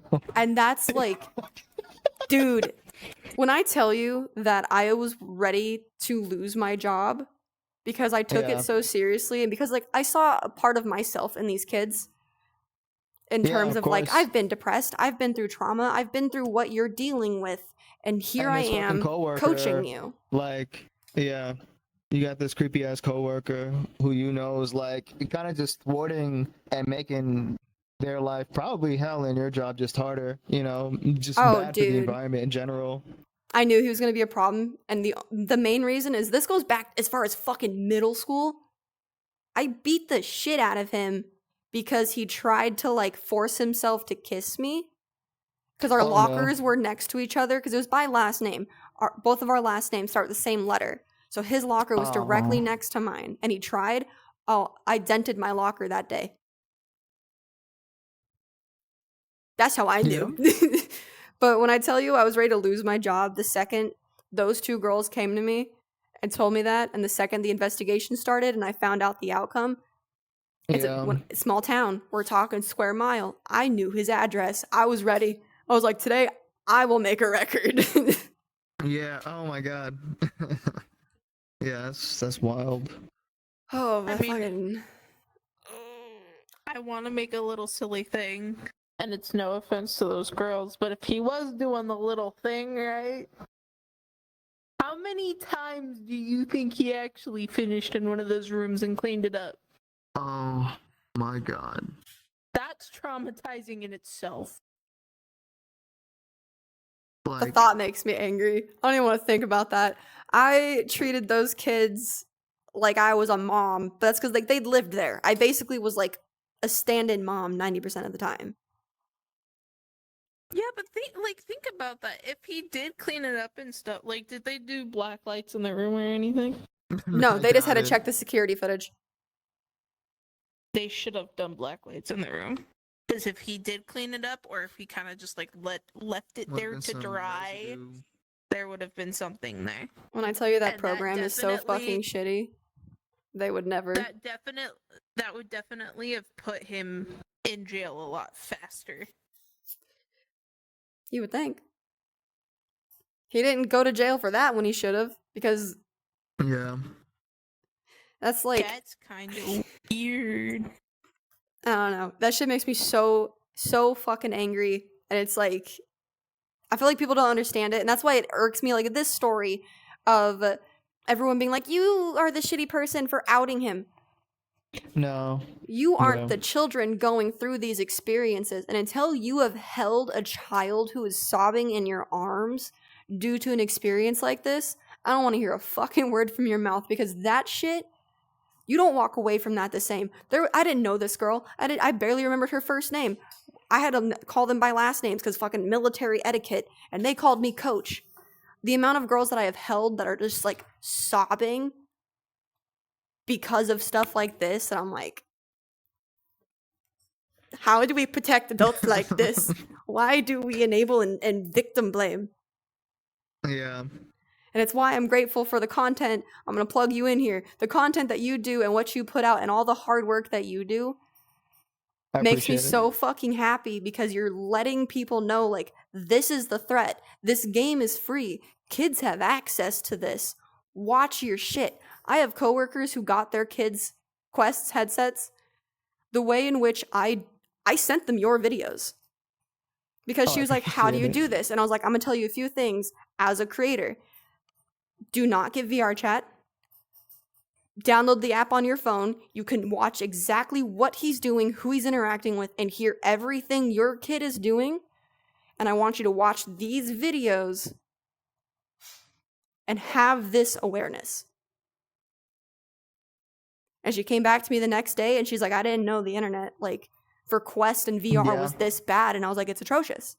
Even There's Gorilla like Tag. practically, yeah, there's just no limitations as soon as you start. Like, if a kid started and like an adult male started, for example, and they both happen to meet like same day at the Black Hat, then they go to like a Prismic Avatar search world, you know what you could find there. You could find anything there, you know. And you know what's crazier to me too is, and this is just a little bit weird, but I used to play, well, I still play like online games and like MMOs where you can type and stuff like that. They all have like a basic filter system where if you say the F word or something, it'll always be like 3 stars. Or some games Yeah. I played, when you curse, it switches the curse word to like love instead. It's funny, like they swapped it around. I'm not sure if you guys know, if you type in this game, you can say anything and it's not censored whatsoever. Oh, trust me, I'm very well aware. You know what I mean? Like, why? You know, like, I get that we have a microphone, people can say whatever, but it's just a few layers of like little security. Show that you're putting in some effort on the other side. You know what I mean? But it is what it is. I've said my piece before. You know, at one point, I think there's a lot more I could say. One day. Definitely one day. Because, like, Maybe. this, Yeah. as somebody who makes content in this game and uses this game profusely, and if it wasn't for this game, I wouldn't have the friends and bonds that I have. I wouldn't have a fiance. I would not recommend this game to Yeah. anybody, especially a parent. Unless you're like really socially aware and you know you're immune to like the dangers and stuff like that. There's things that I'm clearly here. I do like the game. I enjoy a lot of the experiences. I've been to, you know, raves, clubs, like art places, music places and stuff like that. Filmmaking like groups. It's cool. But there's a lot of shit you got to go through to get to the good stuff. It's like, you know, needle in the haystack practically. Oh, yeah. It's insane. But with my minor crash out, tee haha, that brings us to Squishy's second story and our final story of tonight. Yippee! Also, have you noticed I've progressively gotten closer to you over the last like 30 minutes? My Pookie doesn't hate me. I don't hate you ever! I don't know, sometimes you sit like 2 inches too far and I'm like, damn, I miss my wife Tails. I don't think she likes me anymore. Every weekend. Every weekend. Okay. So, this one's from Best of Predator Updates. This is, my old stalker is back and my husband is making me feel like I'm the crazy one. The first original post is from May 22nd and there's 2 smaller updates that go with it. So it says, hi, sorry, this is my first time writing and I don't know what to do. I'm just gonna jump in. I'm using a throwaway because I'm sure my actual account is being watched. Also, fake names. So ooh, what the fuck did I just hit? I hit something on my controller. Anyways, so I, 32 female, and my husband, 33 male, have been arguing a lot recently over my old stalker. First, I'm back. Background. Back in college, I was 24. I dated a guy. Let's call him Fred. That's a great name.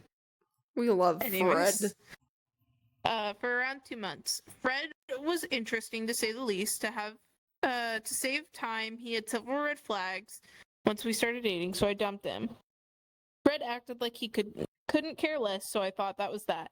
Few months go by and I'm starting to see Fred everywhere. I see him at the grocery store I go to, my go-to nail place, my favorite restaurants, etc. I thought it was just a weird coincidence, so I left it at that. A year after our breakup, he starts messaging me, telling me he was the happiest with me and that he misses me so much. I called BS and blocked him. Then things escalated. Fred changed numbers every time I blocked him, made new social media accounts, and I started seeing his car everywhere.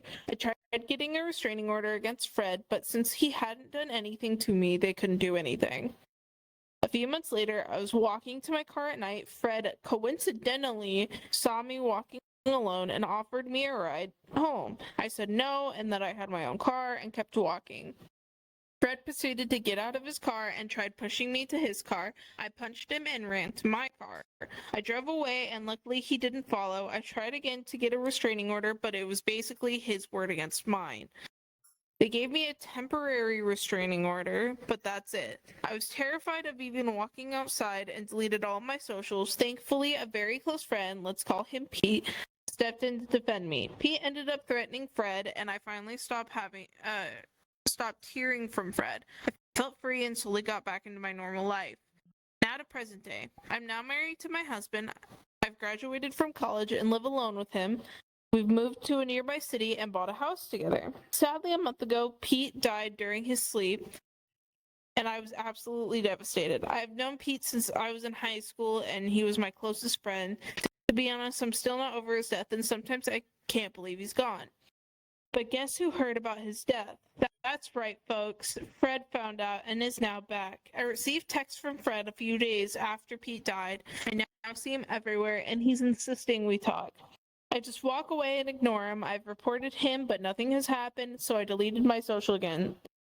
Friends have been telling me Fred has been asking around about me. He asked if I had moved, what I'm doing lately, and if I had any social media accounts, etc. I'm honestly terrified. I've moved since I finished college, but somehow I see him at my gym, grocery store, park, etc. It honestly makes me believe he never stopped watching me, and it's terrifying. I've told my husband about everything, and he said I'm overreacting and just plain ignores my concerns and changes the subjects. I've argued that he doesn't care, and he argues back by asking what do I expect him to do. He says that Fred doesn't know where we live and that we'll just change gyms. My husband is telling me just to change my regular routine and stop going to certain places. He says it's no big deal and Fred is harmless. I'm like,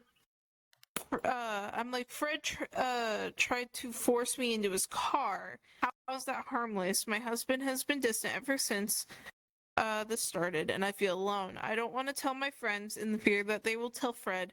I can't go to my family because I have no contact with them, and of course my husband couldn't care less. In advance, I need advice. What do I do? Am I crazy? Should I just change my gym and my routine like my husband says? Part of me just wants to move completely, but another part is basically asking myself, why do I have to uproot my life and change everything because of him? Can't he just leave me alone? It's been like 10 years and I already want to move on from this. Should I just talk to Fred hoping he'll finally leave me alone? Ha ha ha ha. You know who else There's wasn't like three deemed a things. threat? The first one, Ted when Bundy. you read the title to me, I was like, this sounds like a couple in any horror movie ever. It's always the wife is saying something and the husband's calling her crazy, and then they both die or something, or like the husband dies, you know what I mean? And then the other thing, does Fred think he's like Joe Goldberg or something? You guys ever seen You? Oh my god. Does he think It's like, I'm big buff macho man. I couldn't care less about your feelings. Let me look at you through your window. Yeah. Yeah. Ugh. Oh my gosh. That And also, why is I think she needs to think about her marriage and who she's married to right now oh as well. absolutely. Like, yeah. Seriously, why doesn't your husband care about that? I would ask my husband that question, but I'm pretty sure he's in the bedroom asleep right now. Dude, I like okay, there's so many things. Aside from the fact that this man's actually fucking crazy and you have a stalker, and please, dear God, go to the cops and like look at filing a protection or restraining order of some sort. Because while yes, I understand at the end of the day, paper is paper and paper means fuck all to stalkers, you need that documentation for further protection. Because once it's filed, it's there. Make a record of it. Make a record of everything. Take notes every time you see him. But for your husband to brush it off with the "you're crazy" or the "he's harmless." You know, a lot of people think that I don't want to say famous, because that's not like in the good way, but a lot of serial killers were deemed harmless to the public until it was too fucking late. And I'm trying to wrap my head around, because like having a stalker, I've been through that, and it's fucking terrifying because everything you do feels monitored. And while, yes, sure, like change your routine, new gym, new things, you have to sacrifice so much of yourself, and you're still not gonna feel safe, and you're still not gonna feel sane. And it's also like an internal battle of why should you change yourself? Because this guy wants to be fucking crazy. Why is that my fault? Why do I have to change things? She should really like have gotten like a camera or like recorded him, like just hold it up to his face. You know what I mean? Oh, Take yeah. a picture of him every single time he's around her, and just make it like a fucking collage. Show the police, show your husband. Do you see what I'm talking about? Does this not seem weird to you? Like this is my ex. I don't want him around me, and he's here 24/7. Everywhere I go, I see him. Not like Spider-Man and Iron Man. Well, it's just like. Ugh. It's like, She doesn't can have I watch you cameras. through your window, Poopy? Yeah. I'm calling CPS. Yeah. Why Well- CPS? Wait. Yeah, because I'm a baby. Anyway, This bitch. but like, if she doesn't have a home security system, I would hope to dear God one this is now. the initiative to get a fucking Ring camera. They're really nice to have. We have a Ring Yeah. camera. We don't have it installed though. But it's the 'Cause they told pure us we couldn't thing install it. that I can't wrap my head around is the husband not taking this serious to any extent. Because I could tell you right now, if I went to my fiance and was like, hey, my ex is stalking me and I see them everywhere, and by the way, they might have attempted to kidnap me, I'm going to have to bail him out. Because this wouldn't be okay, babe, let's go to the police station and write a report. I'm going to get, do you know his address? Because I could fix the problem. Yeah. I want you to bet, and I wonder if she even knows, like, I'm so certain he already knows where she lives. Like, you're talking about the Ring camera. You just feel like sometimes he goes in the middle of the night and just, like, stands in the front of the house with, like, a dark hoodie on and just looks and just, like, waits. Exactly. Because to know No. somebody's routine pristinely like that, you know their address. You followed them home Yeah. at some point. And that's Yep. terrifying. And so it's like for her to not only be put in this cube of feeling constantly monitored, but also isolated, because now her one line of support, her husband, is going, ha, you're being crazy. That's the worst feeling. I haven't been in that The- position, but that's the worst feeling. I can understand, you know, I The empathize. Ring camera would be such a good. Like, okay, so we have a Ring camera. When we moved in, they gave us a Ring camera, but they were like, you can't install it on the door because then you would have to pay a fine. I'm like, then what the fuck was the point of the Ring camera? But like, we still have it, and I would love to put it up because shit you not. I told this about her last week. It was Wednesday. I had just gotten back home from work. I was supposed to pre-close. I got off early. Everything was fine. Or no, it was the day before. And Mason calls me or like texts me before I like leave, and he's like, "Hey, call me before you walk up to the apartment or like even enter the building." I'm like, "Why?" He's like, "There's this weird dude in our apartment building." And I was like, "Okay, that's fine. I'll call you when I get there." So in my mind, it's like it slipped, and I'm walking up to the door to our apartment building and stuff, and I'm like, I'm fucking tired. I just want to go lay down or like chill at my computer and shit. And I'm like about to open the door, haven't even looked through the big ass window that's on the door, and there's just this dude standing there, eyes closed, one hand face plant, like palmed against the window, the other one like this, standing there. What? And I'm like, I texted Mason. I was like, I'm home. I'm calling you. I call him. I was like, how long has he been standing there? And he's like, he's been there for like 2-3 hours. Is he asleep? I was like, huh? That's No. closed. Oh, For real. he's standing. He's standing and he's doing that. Damn. I'm like, what the fuck? So I call him, and in the hallway to the apartment building we're in, there's 2 doors. There's that front main door, and then there's a back door. So I'm on the phone with him. I'm walking to the back door, and right as I end the call, he was trying to say something. I thought he was trying to say, I love you. And I go through the door's slightly open.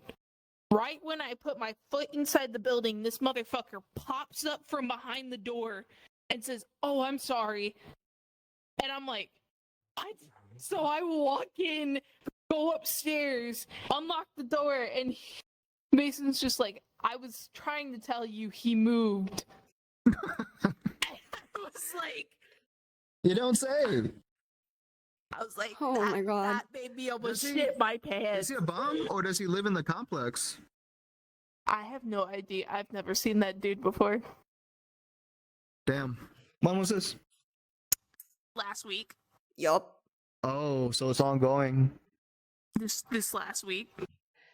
As long as he doesn't come Mm. back, Haven't seen him dude. since. Haven't Okay. seen him since. But this is not the first time a bum has been in there and Mason has said, call me before you get in the house. I don't like where I live. I get Amber Alerts about missing children every 2-3 days, and then we get Jeez. bums, and then we hear fireworks or guns every other day. I don't like it. That's fair. So move to me. Let's be neighbors. What do you think I'm trying to do? Why do Exactly. You think why do you think I told him we're gonna stay like that entire like week out there when we go for your wedding? I'll show you all the best houses for sale that are nearby. Yeah, you need to. Anyways, We can Okay, be neighbors second on the update. same block. There's an update. there's 2. There's short. Ooh. So small update for some information. I'm still posting on Reddit, so for the first part of my post, it should be on my account. My friends don't talk to Fred. They're aware of the situation. Fred has reached out to them randomly asking about me. They've reported and blocked him as well. Now for the update. Last night, I decided to have a serious conversation with my husband one last time. I sat down with him, explained the whole situation again, told him how scared I have been, and he needs to take this seriously. I wanted to show him how terrified I was and how small I've been made to feel, not just by Fred, but also by him.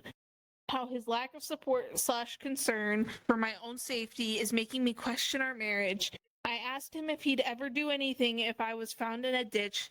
He was silent the entire time while looking at the floor. We sat in silence for a few minutes before I got up to pack my things. My husband proceeded to cry. He apologized and said he'd make this right. He said he didn't want to overreact in fear of scaring me more, but when in reality it made me feel alone.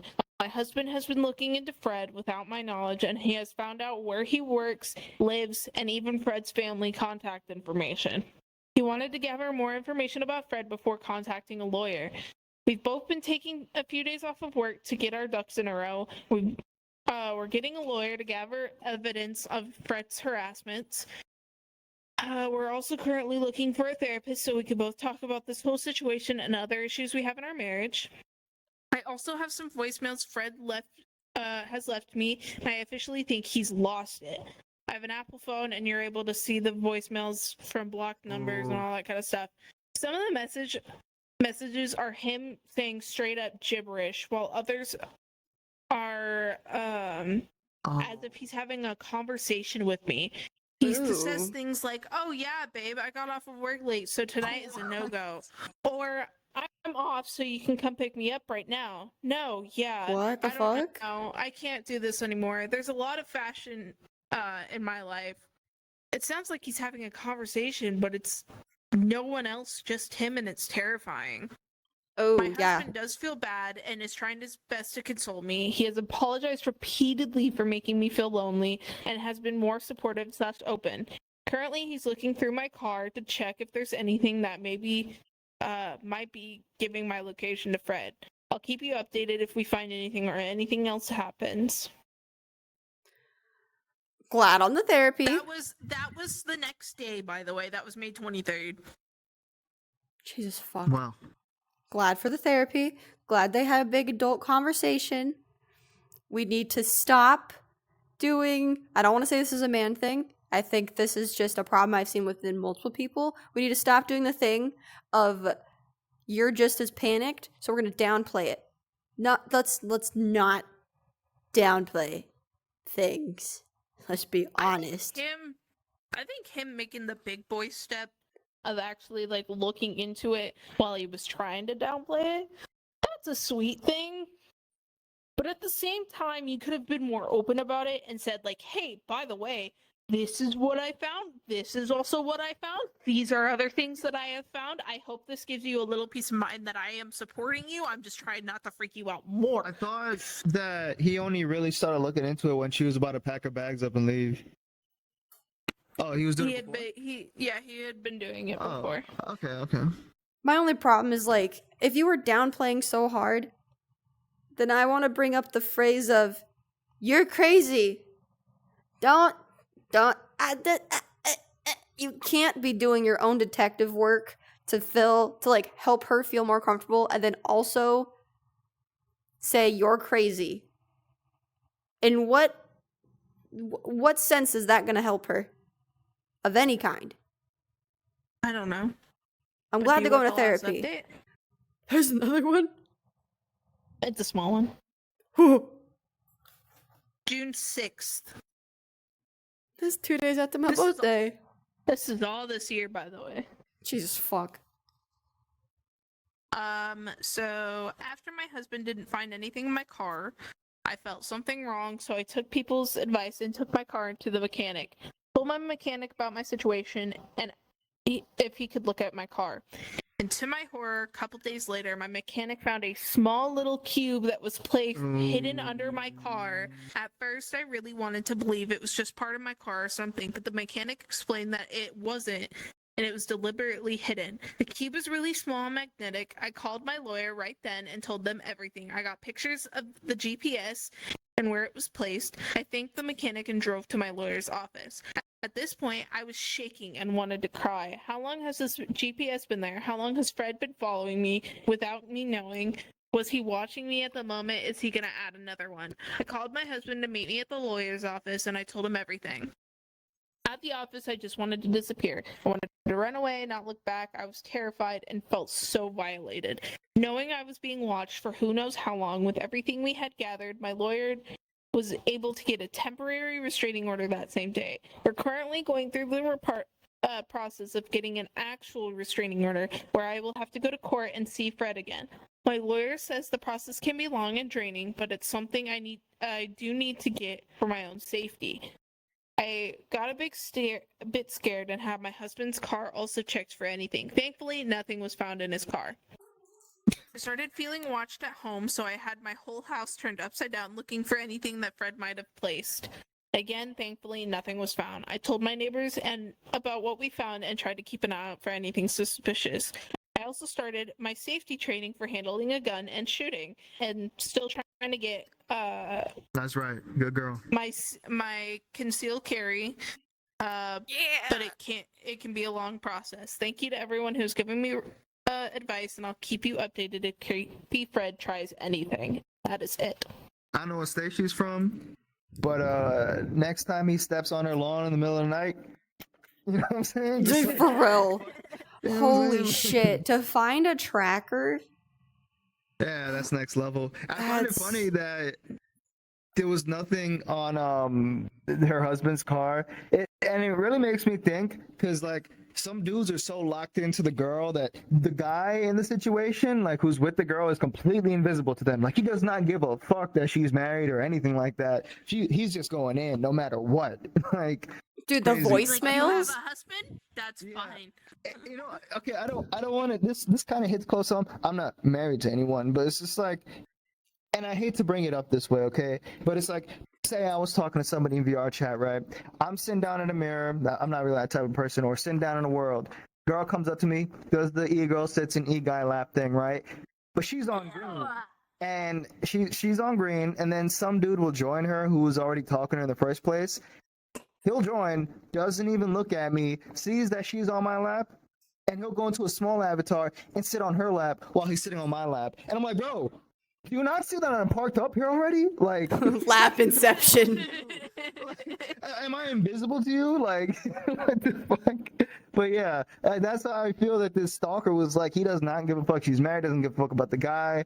Is just locked in the mission. Like, The voicemail part is crazy because, like, the gibberish is one thing, but to sit there and have a fluid conversation with somebody who's not fucking there, that's meth. You're on something else.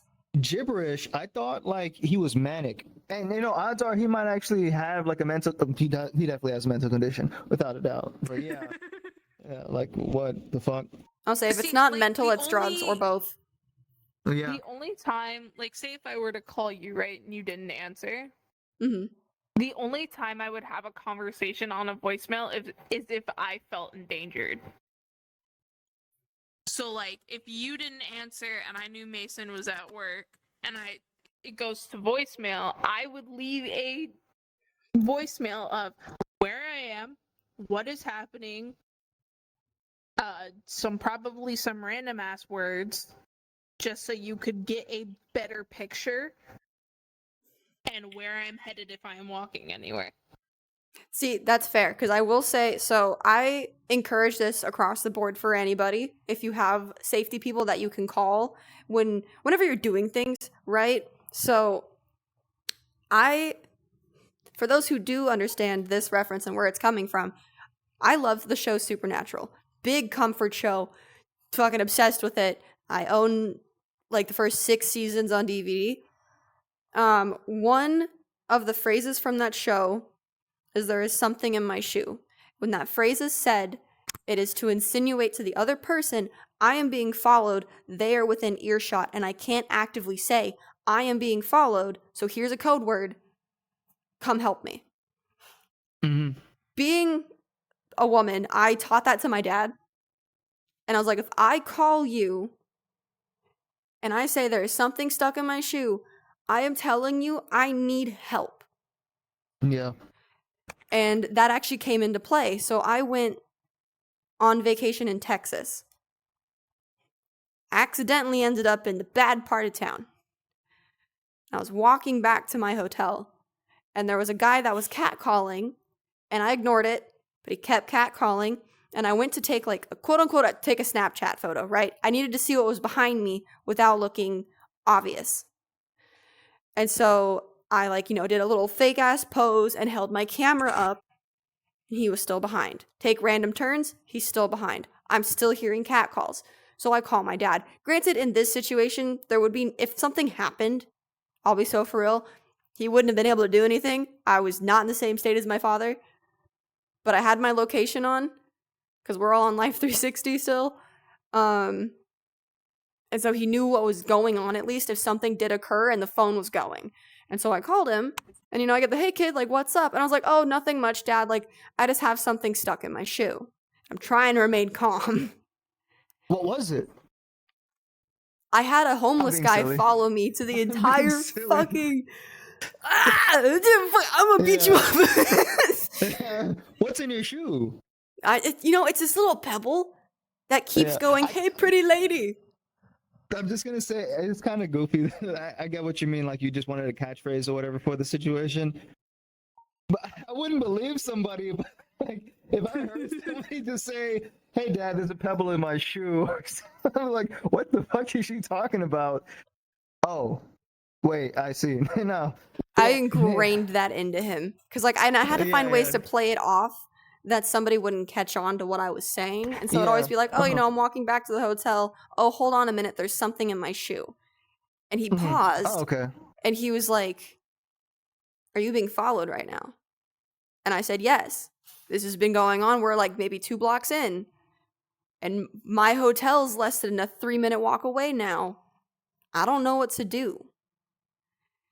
And he was like, I want you to keep walking, and I need you to find like the nearest public thing that you can go into where there's other people, and I need you to fucking Yeah. stay there. Mm-hmm.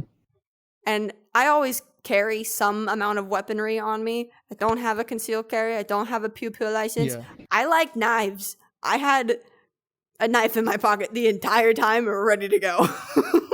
Well, I have a question. Well, you took his advice. You went to a public space.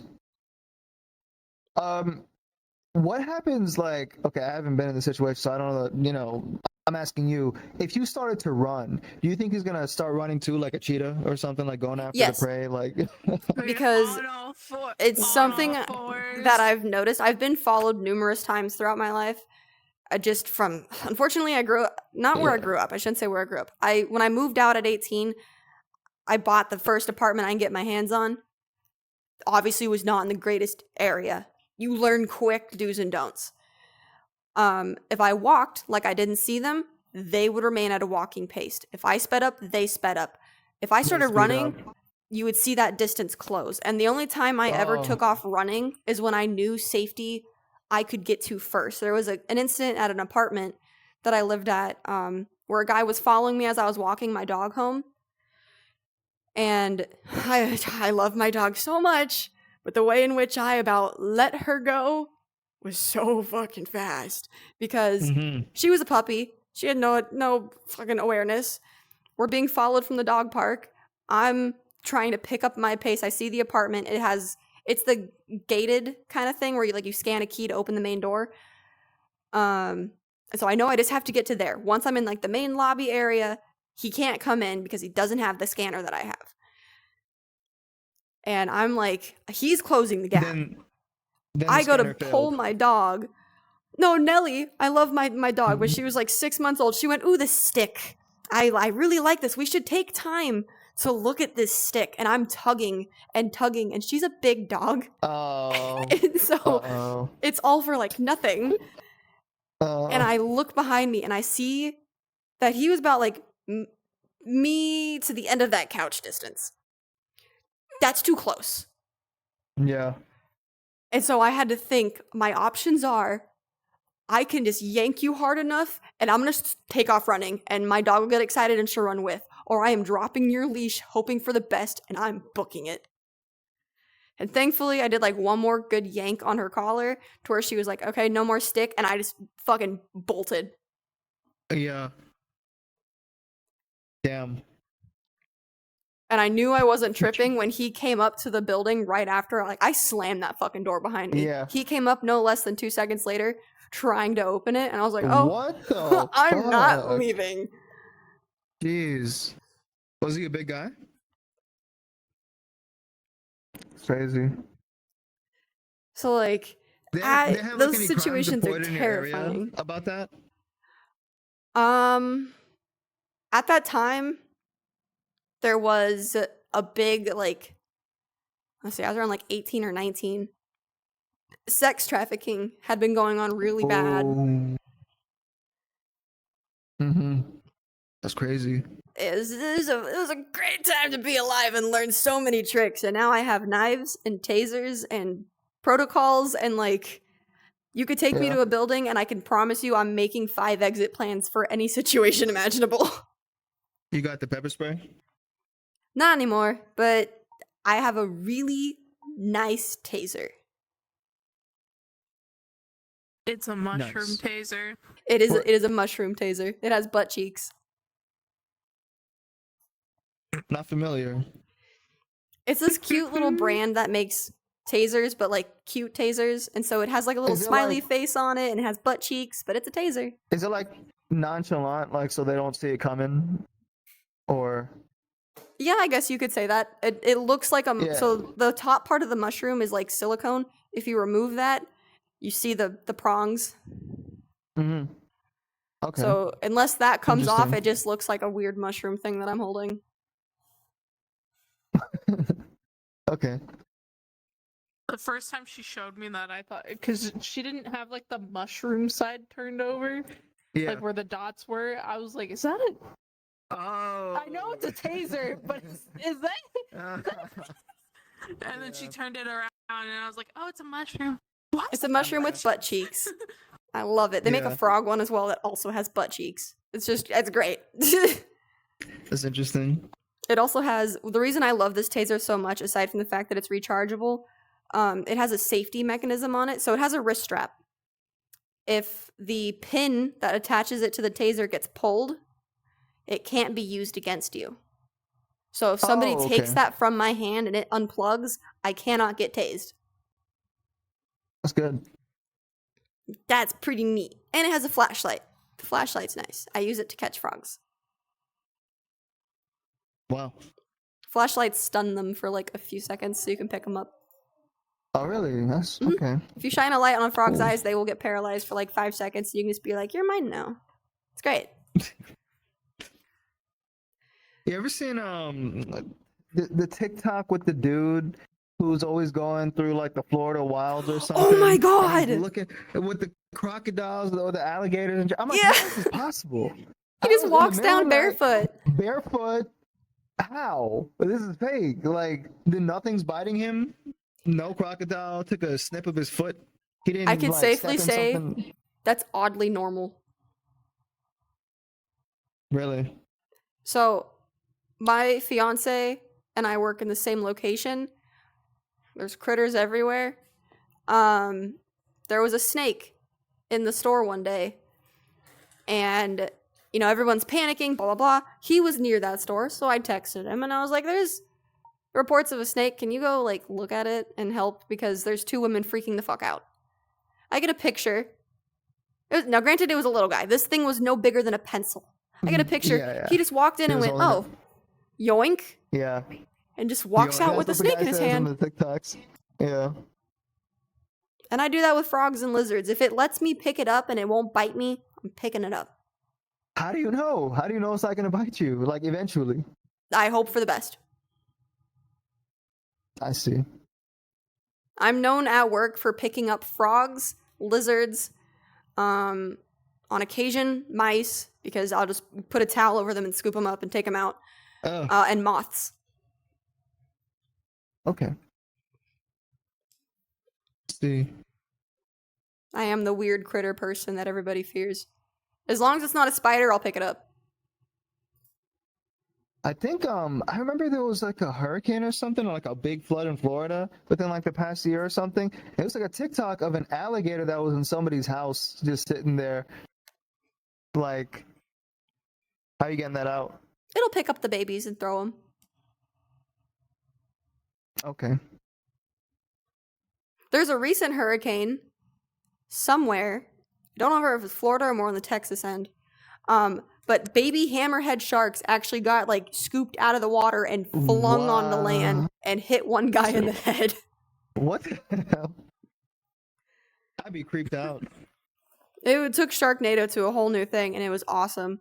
But I will say with this, Yeah. because we're all some yappers up in here, and Yep. this will be 4 hours long before we know it. That is the end of all of our stories. And I do want to give a huge thank you to Verum for taking the time tonight and coming out here to talk with us. And obviously, Yep. if you guys aren't aware, I'm going to link all of his shit below. The links will be linked where the links linked. Watch his videos. Give them love.